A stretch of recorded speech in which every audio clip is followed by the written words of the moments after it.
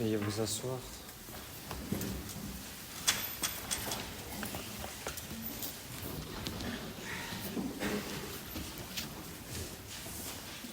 Voici les annonces pour cette semaine. Aujourd'hui, 3e dimanche de Carême. Nous faisons les oraisons du temps après l'oraison de la messe. Cet après-midi, il y aura la messe à 17h à la chapelle des 5h en Vendée. Demain, lundi, Saint-Casimir, confesseur, messe à 7h et 8h. Mardi, de la Férie, messe à 7h et 8h. Mercredi, Sainte Perpétue et Félicité Martyr, messe à 7h et 8h. Jeudi, Saint Thomas d'Aquin, messe à 7h et 11h. Cette année, nous pouvons honorer spécialement Saint Thomas d'Aquin, puisque c'est un centenaire. C'est le 750e, c'est plus exactement le 750e anniversaire de sa mort. Et l'année dernière était le 700e anniversaire de sa canonisation, 1323, et l'année prochaine sera le 800e anniversaire de sa naissance en 1225. Prions donc bien Saint Thomas, notamment les étudiants, tous ceux qui étudient, puisqu'il est le patron des études. Prions-le également comme patron de la pureté. Et puis qu'il nous éclaire, bien sûr, dans la crise actuelle. Vendredi, Saint Jean de Dieu, messe à 7h et 8h, et puis le chemin de croix, comme tous les vendredis de Carême, à 18h. Samedi, Sainte Françoise Romaine, veuve, messe à 7h et 8h, confession de 17h à 19h. Dimanche prochain, 4e dimanche de Carême, dimanche de l'Étaré, messe à 8h à Notre-Dame des Dons, à 10h au Christ-Roi et à Saint-Maurice, et à 17h... Pardon, je vous ai dit une bêtise. Cet après-midi, il y aura la messe à 18h à la chapelle Sainte-Anne de la Baule et la semaine prochaine à 17h en Vendée. Dimanche prochain, cours de catéchisme après les messes de 10h. Le mercredi 20 mars, nous irons prier Saint-Joseph dans son sanctuaire à Villedieu-la-Blouère. Nous irons faire nos dévotions en fin d'après-midi pour honorer Saint-Joseph pendant le mois qui lui est consacré. Je vous invite d'ailleurs à bien le prier, à réciter les litanies, si vous le pouvez, pendant ce mois de mars. Le samedi 23 mars, nous irons à Pontchâteau faire un chemin de croix dans la matinée. Et ce week-end du 23 au 24 mars, il y a le brigandage Saint-Michel pour jeunes hommes de 17 à 30 ans. Demandez-moi des renseignements si vous souhaitez y participer. Par ailleurs, au dos du bulletin, vous trouverez l'annonce de 2 retraites pour adolescents et adolescentes de 14 à 17 ans. Donc, vous voyez les inscriptions au dos du bulletin. Elles auront lieu au mois de mai, donc pendant le pont du 1er mai et le pont de l'Ascension. Par ailleurs, nous remercions le ciel d'avoir pu hier faire un beau pèlerinage au Luc-sur-Boulogne pour aller prier les saints innocents de la Vendée et les autres martyrs de la Révolution. Nous avons offert ce pèlerinage en réparation pour les crimes que la République renouvelle, qu'elle légalise, qu'elle constitutionnalise même, à savoir le meurtre des petits-enfants. Que cela nous aide à maintenir en nous l'esprit de réparation pendant ce carême. Au nom du Père et du Fils et du Saint-Esprit, ainsi soit-il. Messieurs les abbés, mes bien chers frères, après nous être rappelé les souffrances des Vendéens hier, pour ceux qui étaient avec nous en Vendée, pensons à celles de notre Seigneur. Dans la matinée de printemps du Vendredi Saint, la cohorte romaine est alors en garnison à Jérusalem.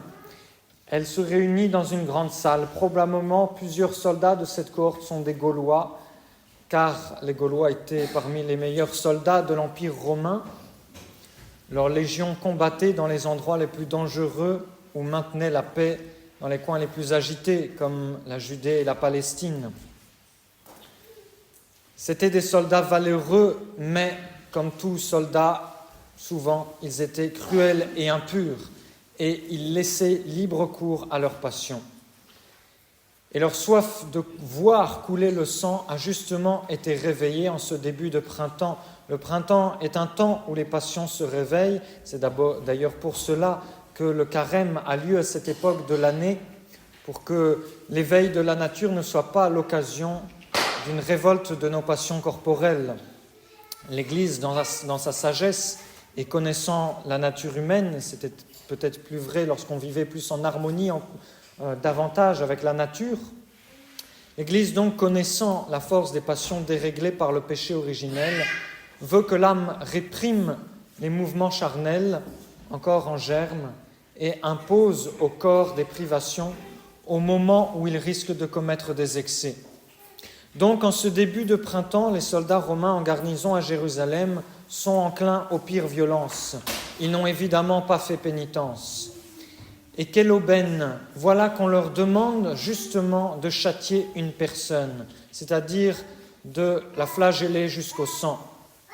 C'est un prisonnier, c'est un juif, un de ces hommes bizarres sur la terre qui s'obstine à n'adorer qu'un seul Dieu, alors que partout règne le polythéisme. On adore plusieurs dieux. Il fait partie de ce peuple qui s'oppose farouchement aux Romains et qui s'insurge à la moindre occasion. Il y a encore eu des révoltes il y a peu. Et en plus, cet homme vient d'être livré à la justice romaine par ses propres frères de race, les princes du peuple, les princes des Juifs et la secte toute-puissante des pharisiens. La cruauté des soldats va s'exercer sans remords. En un instant, les soldats de la citadelle Antonia, où réside le procureur romain Ponce Pilate, sont au courant de l'événement et se rassemblent pour le spectacle morbide. Horrible distraction pour des hommes qui ne connaissent pas la pitié. On choisit 2 bourreaux, un plus grand pour frapper en haut, un plus petit pour frapper plus bas. 2 hommes d'une brutalité bestiale qui connaissent leur métier. Le prisonnier est attaché à une colonne. Ce prisonnier, vous l'avez compris, c'est Jésus, notre doux Sauveur, qui se laisse faire comme un agneau qu'on conduit à la boucherie. Et c'est la boucherie qui se prépare. Son corps sans vêtements est maintenant tout exposé. Les mains ont été attachées à presque 2,50 m en haut de la colonne, de telle sorte qu'il n'y a pas un endroit du corps qui soit à la portée des coups, qui ne soit pas à la portée des coups. La relique de la flagellation qui nous reste à Rome n'est qu'un morceau de cette grande colonne à laquelle a été attaché notre Seigneur. En un instant, le plus beau des enfants des hommes va devenir une plaie vivante. Pensons-y si nous sommes tentés de vanité. Le premier coup qui s'abat plaque violemment son corps et sa sainte face contre la colonne, écrase ses chairs et ses côtes et provoque une commotion brutale dans tout l'organisme. La douleur est tout de suite à son maximum, on pourrait dire. Et les bourreaux, voulant montrer aux autres soldats ce qu'ils savent faire, frappent de toute leur force. Premier coup de fouet pour Jésus pour réparer mon premier péché d'impureté ou de sensualité. Premier coup de fouet qui fait si mal. Voilà la douleur inattendue que j'ai causée à Jésus-Christ lorsque j'ai perdu ou amoindri la grâce de mon baptême en laissant mes passions se révolter librement une première fois. Les bourreaux frappent Jésus dans le dos. C'est une attaque par derrière que nos premiers péchés. Nous étions les amis de Jésus. C'est une trahison de l'amour et de la confiance qu'il nous portait. Mais déjà sans répit, un coup tout aussi violent renouvelle et accroît la première douleur. Car à peine étais-je tombé, qu'entraîné par le plaisir, je suis retombé encore. Et cela ne faisait que commencer. Manque de mortification, attachement au plaisir, j'ai laissé la porte ouverte à mes passions qui se sont engouffrées. Rien ne peut arrêter les bourreaux qui frappent maintenant sans relâche sur le pauvre Jésus. Et petit à petit, ce corps, si parfaitement formé par le Saint-Esprit dans le sein de la Vierge Marie, devient laid, repoussant, horrible à voir. C'est ainsi que les péchés accumulés salissent l'âme si on ne lui rend sa beauté régulièrement par la confession. Il y a nos péchés et puis il y a tous les péchés du genre humain. Ce sont les péchés de concupiscence que Jésus expie dans sa flagellation. Péché d'impureté, péché de gourmandise, péché contre la sobriété, péché contre la modestie chrétienne, péché de mollesse, péché de paresse, péché de sensiblerie, péché de faux attendrissements ou de mauvaises amitiés, péché en regard, péché en pensée, péché en parole, péché en action, péché en omission, péché en imagination, péché occasionnel, péché d'habitude, péché de faiblesse, péché de malice, péché grave ou péché véniel délibéré. C'est pour ces péchés que les coups de fouet s'abattent sans relâche, mais aussi à cause du manque de mortification des chrétiens qui refusent de s'unir concrètement à la passion de notre Seigneur. C'est encore pour cela que le supplice se prolonge jusqu'à ce que les bourreaux eux-mêmes n'en peuvent plus, car avant tout, Jésus a voulu souffrir pour les plus grands pécheurs de la terre, qui ne s'arrêtent de pécher que quand leurs passions sont fatiguées en quelque sorte. Alors ils sont abrutis, incapables de voir la gravité du mal qu'ils ont fait. C'est le cas de notre société décadente qui se vautre dans le plaisir et qui en est rendue là, qui n'est plus capable de se rendre compte du mal qu'elle commet. Qui pourra convertir de tels pécheurs, sinon celui qui sait s'unir intimement au mystère de la flagellation? Sur terre, il y a pardon et pardon. Certes, sur cette terre, le bon Dieu pardonne toujours à celui qui revient vers lui avec un cœur repentant et prêt à se corriger. Le bon Dieu est même si bon que bien souvent c'est lui qui va chercher le pécheur.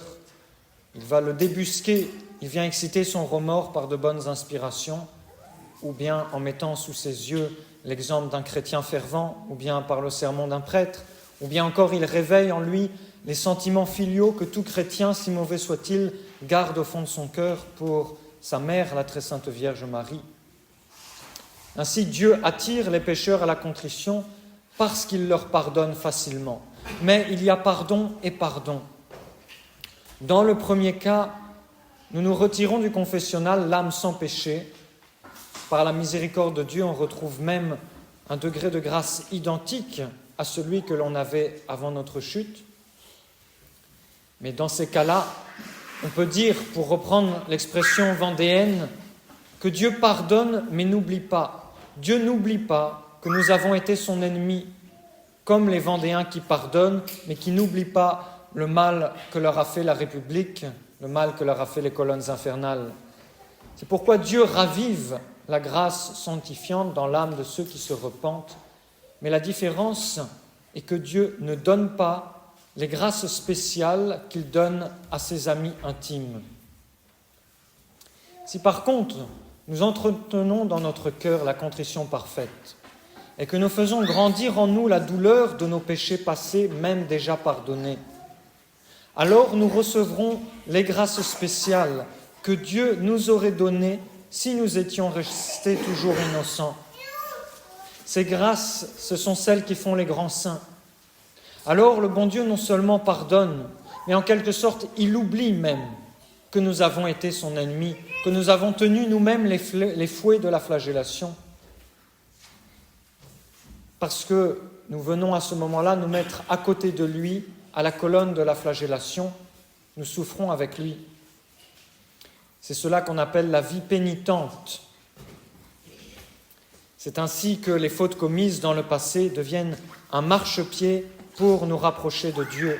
C'est alors que naît dans notre âme la soif de réparer pour nos péchés et pour les péchés qui se commettent autour de nous.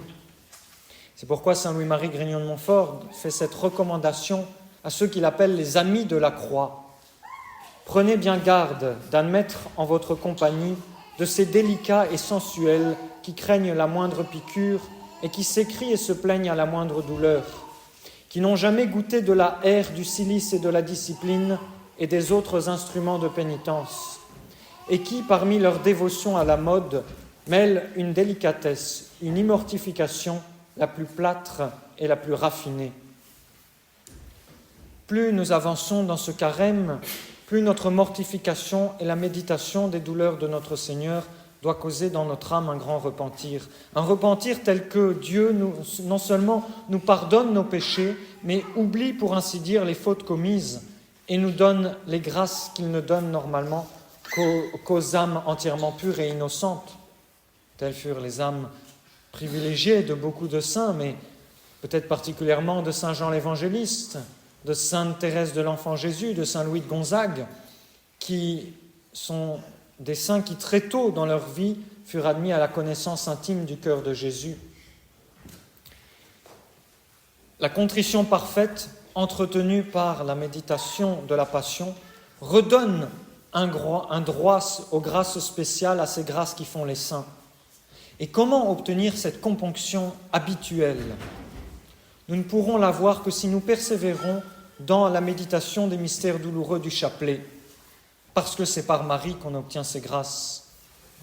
Saint Louis-Marie dit cette fois-ci dans le traité de la vraie dévotion, « Quand le Saint-Esprit, son époux, l'époux de la Vierge Marie, l'a trouvé dans une âme, il y vole, il y entre pleinement, il se communique à cette âme abondamment et autant qu'elle donne place à son épouse. » Et une des grandes raisons pourquoi le Saint-Esprit ne fait pas maintenant des merveilles éclatantes dans les âmes, c'est qu'il n'y trouve pas assez une grande union avec sa fidèle et indissoluble épouse. C'est toujours la Vierge Marie. Dans la récitation du chapelet, il y a 3 degrés. D'abord, la récitation matérielle des Notre Père, je vous salue Marie, gloire au Père, récitation avec ses lèvres. Ensuite, la méditation, qui est une certaine réflexion sur le mystère en imaginant les scènes évangéliques. La méditation sur un mystère dure à peine 5 minutes avant de passer à un autre mystère. Et le 3e degré, c'est la contemplation, qui est une communion au mystère et au fruit du mystère, un simple regard d'amour sur notre Seigneur souffrant ou sur le cœur de Marie. Par le chapelet, on peut arriver à une grande perfection. Donc, que votre chapelet familial, surtout les mystères douloureux, soit bien récité pendant ce carême. Le chapelet a été donné par la Sainte Vierge pour permettre à tout le monde de méditer, même de contempler. Chaque jour, faire 20 minutes de méditation en bonne et due forme, cela n'a rien d'impossible. Et je le recommande vivement aux plus fervents d'entre vous. Mais à d'autres, cela peut sembler effrayant. Par contre, il est tout à fait possible de prier le chapelet pendant 20 minutes. Bien réciter le chapelet aura le même effet pourvu qu'il soit justement bien récité, bien médité et même bien contemplé.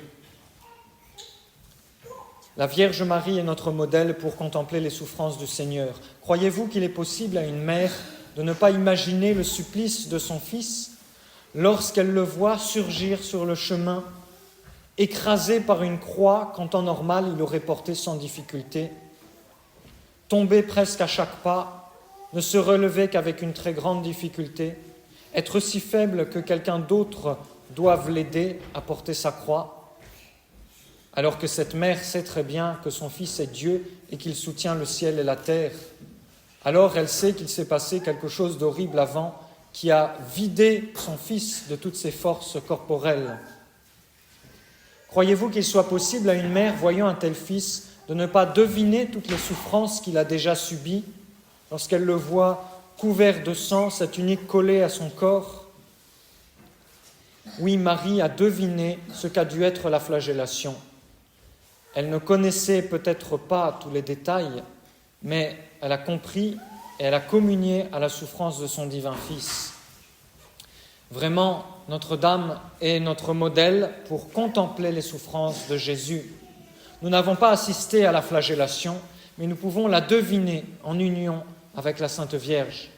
Nous pouvons nous aider pour cela, bien sûr, de l'image que notre Seigneur nous a laissée, savoir le linceul de Turin, où nous voyons le corps de notre Seigneur qui est strié de cicatrices profondes, de haut jusqu'en bas.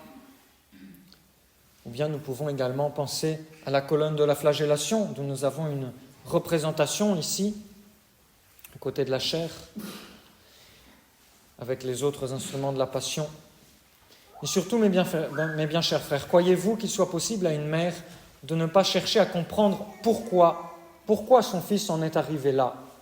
Plus que personne, cette mère, la Vierge Marie, comprend que derrière les tortures que son fils a subies, il y a une cause. Et cette cause, ce sont les péchés des hommes, mes péchés à moi, et puis les péchés des grands pécheurs.